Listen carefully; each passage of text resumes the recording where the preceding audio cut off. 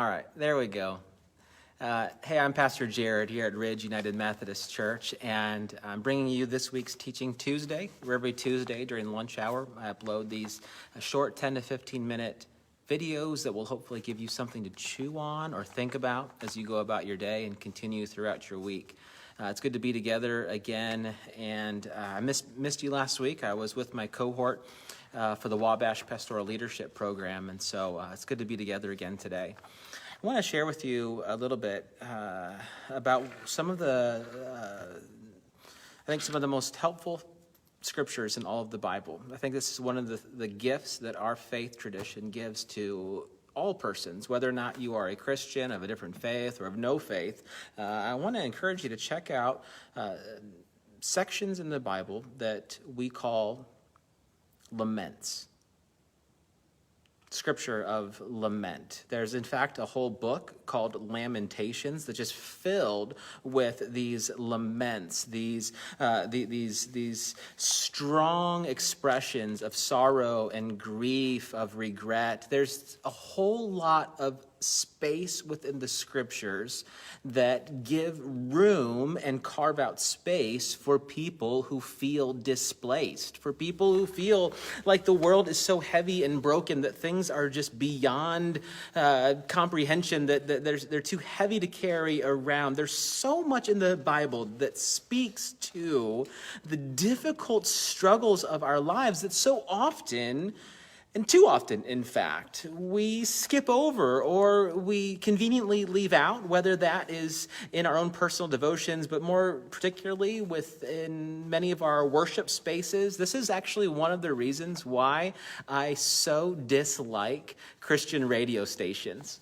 I think that's such a funny thing for me to say, and sometimes people will look at me strangely because I'm a pastor. Shouldn't I always be listening to Christian music? That can be the assumption that some people have. But I don't like most Christian radio stations, mainly because they seem to be so Pollyanna. Like everything's going to be okay. Just have a positive attitude. Sing some songs that will uplift your spirit. And indeed, they can do that, but rarely, if ever, do I hear songs of lament.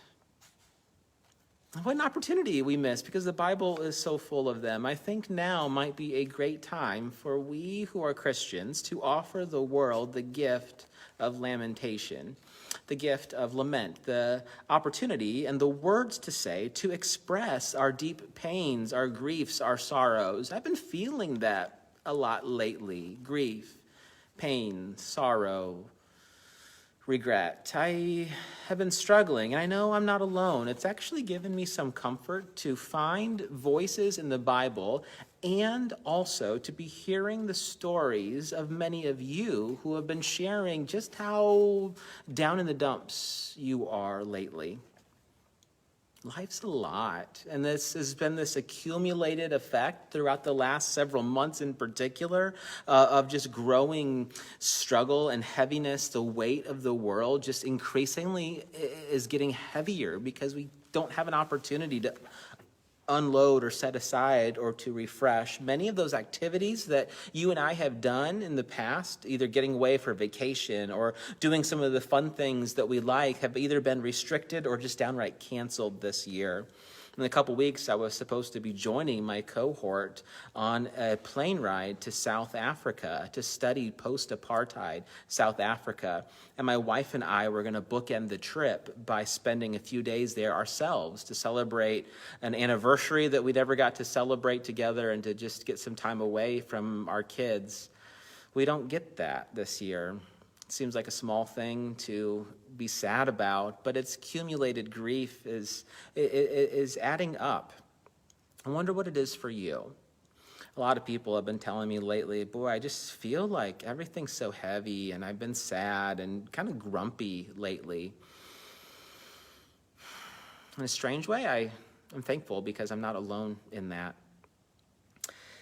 We are in it together, and we also find voices or partners in the journey in the scripture. One of my favorite places to visit for the laments is actually in the book of Psalms. The Psalms are made up of many, many different psalms, of these little poems, these little songs, these snippets of people who are writing. And sometimes they're full of joy and praise, but depending on how you count, around a third of them are actually psalms of lament, psalms of expressing the writer's grief, sorrow, pain, regrets. Around a third of them are written by people who are finding themselves in very troubling or difficult circumstances, places in life where they just wish they were not. Think of one of the most popular writers of Psalms, King David. For much of his life, he was king, and for much of his life, he wasn't. But for both sides, before he was king and after, or while he was king, he faced some very difficult circumstances. He fought the giant, you know that story, but he was often the forgotten about, discarded little brother. I wonder if you know what it feels like to be the discarded, left out sibling or child. David was also one who had an affair. David was one whose boss actively sought his destruction and demise. David is one who was close to the Lord and also very far from God. I'm so thankful that David's journey is in the Bible because so many different chapters in his life can resonate with so many of ours. One of the touch points that I find with David is that he often wrote psalms from his places of brokenness, of struggle, of pain. He wrote many psalms of lament. Some of my favorite ones can be found in the book of Psalms. And there are two different kinds that tend to play themselves out in the scriptures. One are psalms that are meant for the community, communal psalms. Psalm 44 is an example. It reads, "We have heard it with our ears, O God. Our ancestors have told us what you did in their days long ago. But now you have rejected and humbled us." It's a cry of lament that the way things were aren't the way they are now. It's for the community that voices that. But other times, like Psalm 10, it's an individual lament. It's an individual expression of grief, of pain, of sorrow, of regret. "Why, O Lord, do you stand far off? Why do you hide yourself in times of trouble?" In his arrogance, the wicked man hunts down the weak who are caught in the schemes he devises. He boasts about the cravings of his heart. He blesses the greedy and reviles the Lord. In his pride, the wicked man does not seek him, and in all of his thoughts, there is no room for God.